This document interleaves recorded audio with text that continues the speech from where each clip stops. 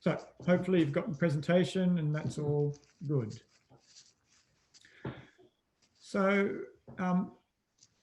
this triangle, this framework, is the sort of the context for the conversation today. We may have shared this in the last webinar, but it's sort of providing the context for our current series of conversations here. If you're on with us last month, you would have seen us talking about the pathway. What does collaboration look like? Today's obviously about the skill set. What do we need? What are the skills we need as collaborators? And next month, we're going to go to the top of the triangle there about the mindset. So more on that later. But this is the framework. It's really something we're talking about now in the context of building capability. If the work we do is about building capable collaborators, and we think that these three elements are those capabilities, or they encompass the range of capabilities we need in pathway, in skill set, and in mindset. So today we're focusing just here on this corner. Now we've got half an hour online with 30, 40 people. We can't walk away here as with a whole range of skills. This isn't about sharing or giving the skills, teaching the skills, if you like, never intended. What we do want to do, though, is provide a way to think about the sorts of skills we need as collaborators. This is a framework we'll be sharing that's really new to us, and it's given us some insights. And we're a bit ashamed to say it is new to us, because at one level it looks sort of obvious, but it's emerged from our practice lately. So let's dive straight in. So John, just to confirm, that's all good. You can see that presentation? Yep. Good. So we reckon that as a collaborator, we need skills at these three levels. We need the skills of the navigator, plotting the course through the journey. We need the skills of the operator. So that's the skills of making it work, and the skills of the facilitator. So having people in the room together, what do we do? And how do we have functional and constructive conversations? And in hindsight, we have been working with clients and operating, I suppose, at these three levels, or at least striving to, and our clients have been striving to, but we haven't really had these hooks to hang the capability build on. So this is relatively new to us. So we'll be using this as a way to talk about skills today. We're going to start high level. We'll get more detailed. We've got some tools to share in these, so you can take something away and maybe give it a try. So that's where we're going. So let's start as the navigator. And this takes us to the work we talked through last month. And we've got the pathway. This is our pathway. It's not the only. You may have your own, but this is the map that guides us, our collaborative pathway. And the navigation skills are the skills of knowing where we are. Collaboration. If it's like sometimes a bit of a struggle, a bit of a wandering through the desert without the map, we can get a bit lost, and we're not quite sure what we should be doing next, or did we do the right things, prior to this? Where are we, and what should we be doing right now? So these are the skills of navigation. It's one thing to have the map. It's another thing to be generating data, always asking these questions. Are we as navigators doing where we need to be right now? How would we know? And what should we be doing next? And recall from last month, those who were with us, is that it's a backwards and forwards process as well. So it's not just stepping forwards up the stairs, if you like. As the navigator, we have to be sensitive to the fact that, well, people are walking into this conversation pretty fired up about their solution. But maybe what we need to do is take time on understanding the problem together. Or maybe we need to be really talking about, are we genuinely in this, and are we committed, and is this something worth our time and effort? So that commitment conversation. So we do need these navigation skills, navigational awareness, to be constantly thinking about this. And I see clients over the years, I've seen clients stuck, and often it is stuck at that solution step, right towards the end there. We've got this problem to solve. We know we have to collaborate. Everyone's in the room and everyone's coming to us with a different answer. What we need to do is, and we're hearing different solutions from different people. And I guess as the navigator, that's a sure sign that if people are coming to us with different solutions, they're probably trying to solve different problems. And so that's the skill to say, this might be happening. That's the dynamic. Let's go back and have this this conversation about the problem.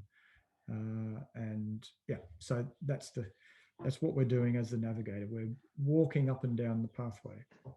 I mean, I think, Stuart, just an example I had last week working with a group, and the conversation they were having was they were working on trying to work on solutions, but the comments that kept coming back was not sure people want to be here. And so what they were looking for was, I guess, understanding from the navigation perspective. I think we need to go back and actually just check on the commitment of people to this process, because it seems they're meandering in and out, or they don't seem to be there. So it's an example of actually being able to shift back and move across to a different part of the process. Yeah. And again, if you're on with us on the journey last week, you'll see that this evolution of the map, same 5 steps, but more cyclic, more emergent, more organic. This requires us even more to be thinking about where are we on this map, and how would we know what's the most important work for us to be doing collectively right now, so that we can be making progress. So it's the high level thinking. The navigator helps us, prevents us from getting lost in the face of our in the map on our journey. So that's the navigation skills. Now we're going to drop down a level to the skills of the operator, and this is a relatively new frame for us. We sort of were doing this without realizing this is what was needed. So the operator knows or pays attention to, how do we do these bits? So wherever we are in this journey, what does that look like? What does collaboration practically look like in the room, and how would I know? How do I help people come to agreement on the problem or co-design the process? How do we smartly work together on solutions? So this is sort of that operational level skill set it's just lately become really clear that this is a critical piece in the puzzle. These are, I guess, the process skills that you actually need to run the process. Yeah, exactly. So just in the next few minutes, we'll dive down into that in a little more detail. So let's pick apart this circle, co-defined dilemma. If we expand that out, there are process steps. Now, this is our process. This is how we would do it. It's not necessarily how everyone needs to do it. The point is that in order to do that properly, there are steps we might need to go through. So there's a range of pieces to that system, to the process. And it's the operator's job, I think, to pay attention to that and to confidently crank that handle, if you like, and turn that wheel. So let's hone in on circle number 8 there, explore our situation. Now, this is one that keeps coming up, and it just keeps being reinforced how useful and important this is. So let's expand that out. What does that look like? How do we explore our situation from all perspectives? Well, again, there's 1,000 ways, and you might have your ways, but this is a tool that we use. And again, I'm not suggesting that this is the tool you need to use, but the point is that there is a process, and the operator's job, I guess, to know what's the process to use. This is just a simple one of several tools in this step in the process that allows people to expand their thinking about the problem. So it's not just my narrow, what I'm carrying in my head. get smart together to understand the problem, and then to pull it together into something coherent and something new, a richer understanding. That's what this co-defined dilemma process is. So we have a range of tools. You may have your own. John? Yes, so as an example, the Find My Question tool is working with a group from one of the big churches, and the challenge for them was every time they'd get together to try and actually do this work about defining the problem together, they had no structure. They just sort of said, let's talk about it. And it sort of turned into endless talk. And what they found really valuable was something like they used this Find My Question tool, and it just provided them some structure and process. So knowing it's there, being able to use it, and I think the reports back were, wow, that really helped us just get more focused on what we needed to do around getting clear together on the thing that we wanted to discuss. Yeah. And so sort of let's build on that comment. And John, you might want to talk to this because this is something that's emerged for you. Sure. So what I've been doing a lot of work with clients last week and over the last couple of months, something that's emerged for us, it's when you're learning these skills, and they apply in the navigation space and in the facilitation space as well, it's that in learning about the skills, it's knowing that there's skills and tools that you can use, so knowing what's available. Importantly, and this is emerging more recently, it's knowing the context. So when is this tool relevant and why? So people can say, oh, okay, now I can see I can use it here. So there's something about the context that's important. Knowing actually how to use the tool, how do you run the process, step 1, step 2, step 3, how do I run that? And importantly, and again, this is coming up constantly, is having the confidence to use it. Because oftentimes people say, oh, okay, there's something I could try, but oh, I wouldn't be game to try that with the group because the boss is there, or I've never run it before, or this seems a bit wanky, or I don't think they'd like it. So there's something about the context and the confidence that are really important, as well as knowing about them and knowing how to use them. Yeah.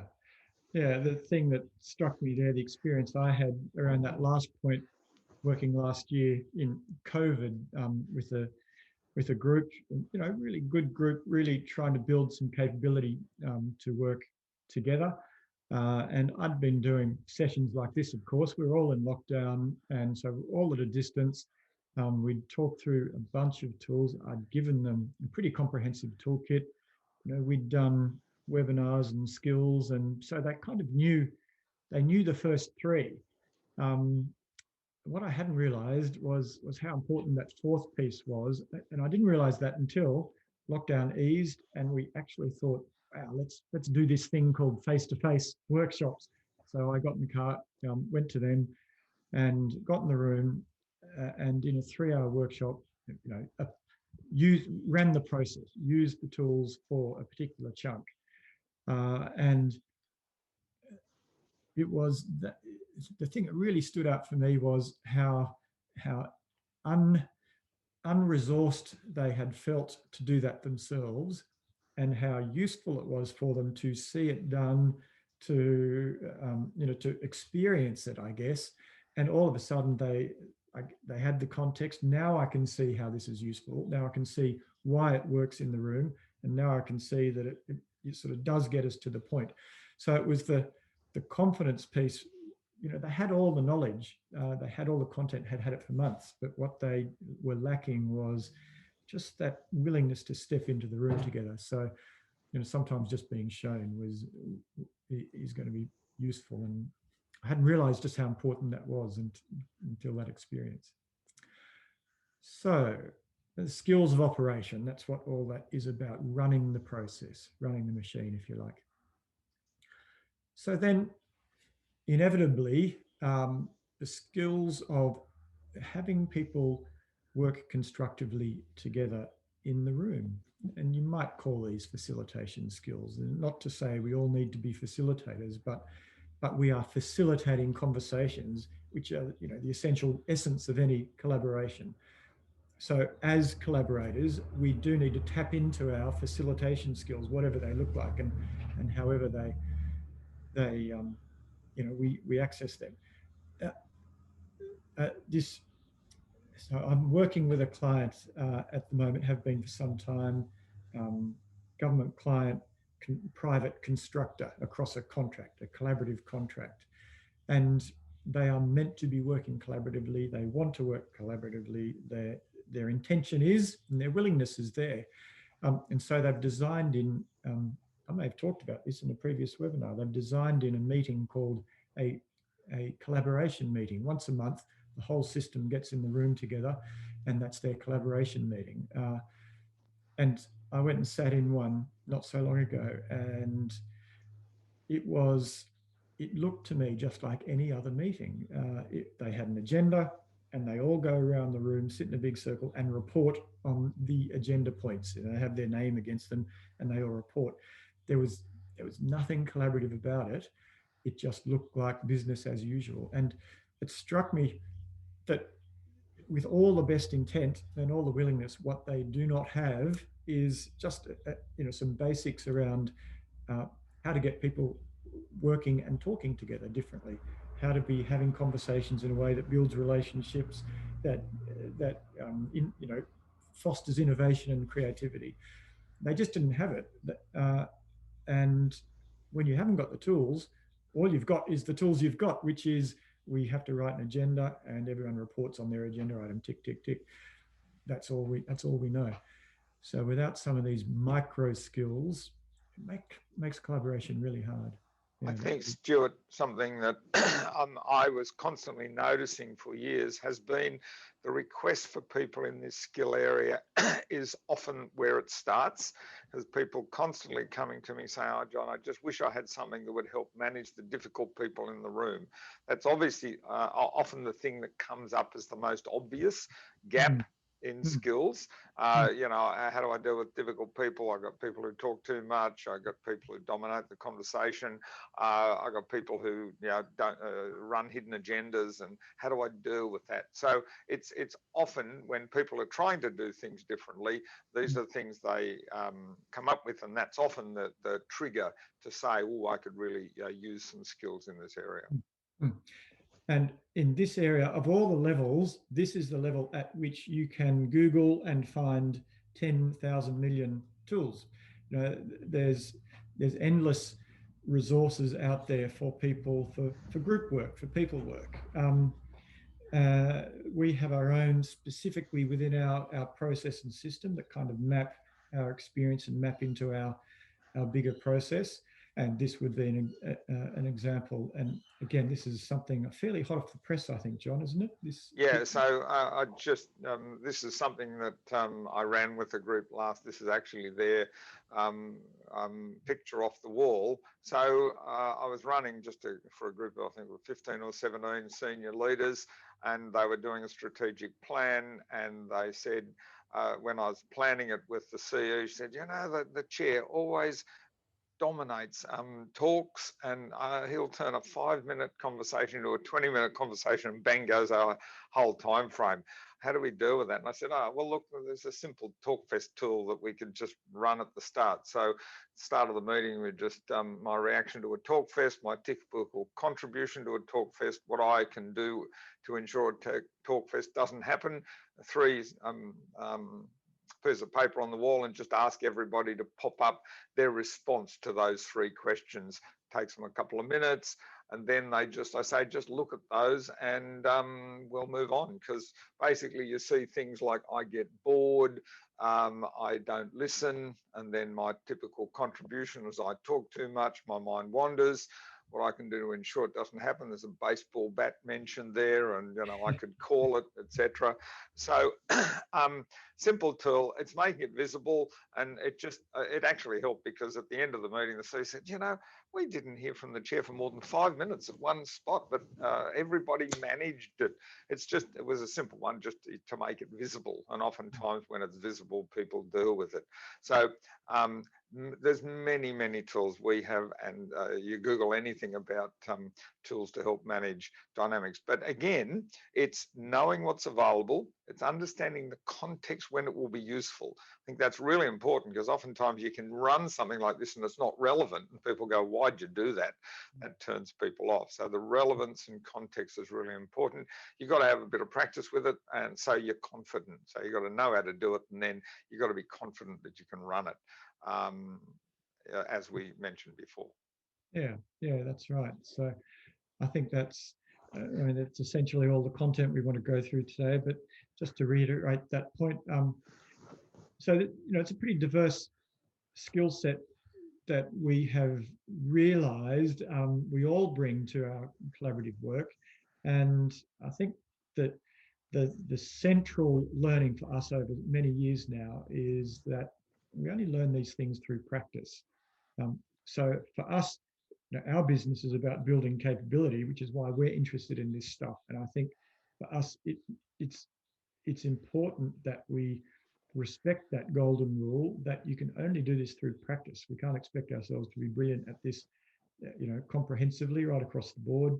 So we sort of take that, 10, 20, 70 rule, a bit of training, a bit of coaching and support, and mostly 70% is on the job learning in a bit of a supported environment, because we all need to practice these things. So I just want to wind up by reminding us that next month we're talking about the third piece of this, and there's no doubt that the way we are thinking about our use of all the tools we've talked about today and the skills is incredibly important. So we'll touch more on that next week. Let me just, Stuart, just let me give you a little teaser or taster of that from something I just did. I was working with a group, and the comment about there's all these hidden agendas come up. And so we're actually looking at a tool of how you might actually draw those out. It was interesting because in having a look at one of those micro tools, it became apparent that you could actually think about it in one way, but which wouldn't give you a useful outcome. But if you think about it a little differently, like a more respectful approach rather than tell, it changes the nature of whether the tool would work, and also changes the nature of the thinking that you bring into the process. So they're all connected, the pathway, skill set and mindset, and the mindset is an important piece. So it weaves through what we're talking about. So that's what we'll be exploring a little more next time. Yeah, that's good. So I'm going to stop the share, and given we've just got a few minutes, I always like to see if there's any questions or comments. I'd be interested in your feedback, and John and I are happy to sit here for the next hour, of course, but respecting everyone's time. Where's I've lost my mouse. There we go. I'll stop that sharing. And look, I'm happy to take questions or comments or feedback. Don't forget you're muted. So if you want to dive in, any thoughts, any observations from your own experience about that? Hi, Stuart. This is Mariam from Canberra. Thanks very much to you and John. One of the things that I struggle, and I appreciate what you raised about, it is that combination of skill set, and that possibly speaks to my less experienced background. But one thing that I struggle, and I wonder what you do, is how do you maintain the balance between digging into the context and understanding the history and making a transition to next stages, which is, co-defining the dilemma or the rest. How do you pivot to that conversation? At what point do you know that now we've got enough context? What do you think, John? I mean, it's a really good question, and I think it's situational. It's really paying attention to what's happening with the group. So I think it's just noticing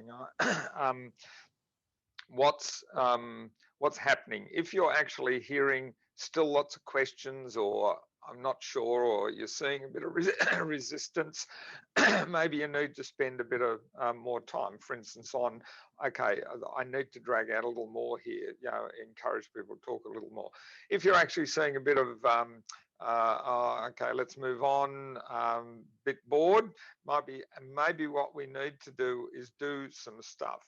And I encourage you, if you think about the elements just of our pathway, that there isn't a right place to go, but I think momentum is always important. And I think that I'd err a little on, let's make some progress. You might say, is there something we could try? But not forgetting that if you're noticing and trying stuff and it becomes apparent that, okay, there still seems to be a little bit of lack of clarity, or somebody's still asking questions, you might want to spend a bit of time in reviewing how we're going, in saying, let's just check back in on the problem that we're thinking about. Has anything that's emerged changed our view on that? Or is there any questions about it? Or, as I got last week from a client, if you're seeing people saying, I don't want to be part of this anymore, you might actually need to spend a bit of time as, well, what is the issue you've got about participating in this process? Yeah.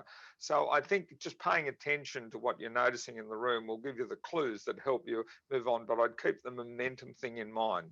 Yeah, let's keep moving, because one of the criticisms we often get is this hasn't delivered anything. It hasn't given us the outcome. Oftentimes it has, but they're the less visible ones, about that people are much more committed and you're building the relationships, but getting outcomes is important. So I think it's finding a balance there. Any other questions? Thanks, Marianne. Anything else?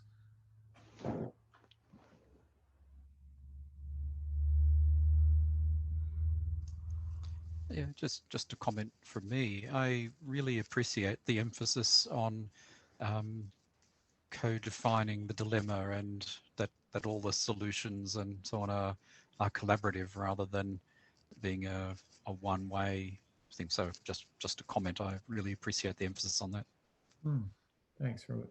Thank you. I think we've found that people keep coming back to that. It's this issue that we often don't know enough about what we're trying to do. And so we make all sorts of assumptions and don't spend the time around that, getting clarity. Yeah. And it sort of goes to Mariam's comment as well, is how do we know when we have enough clarity? Well, sometimes I think one of our key learnings is sometimes you can never know. So two responses to that. One is just keep moving, and as John said, keep checking on your dilemma, or always, it's a constant part of the conversation. And the other part is, well, who's best placed to help you answer that question but your collaborators? Just keep throwing the question to them. Sometimes as the navigator, that's the most useful thing you can do, is not try and have the answer, but to say, I'm not even sure, where we should be. What do we think collectively? And right there and then you're building collaborative intent. So, and I think there's some value in actually having a bit of that guide, that picture there, of whatever it is, the big picture process, because then you say to people, do you think we're ready to move to up here, or should we do that? So I think some visibility, I think, is really important, rather than just sitting around the room saying, what should we talk about? I mean, I think making it visible, I think, can be helpful. Yeah, good point. Anything else?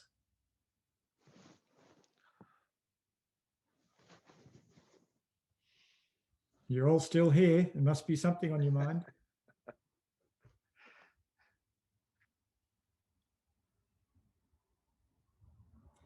All right.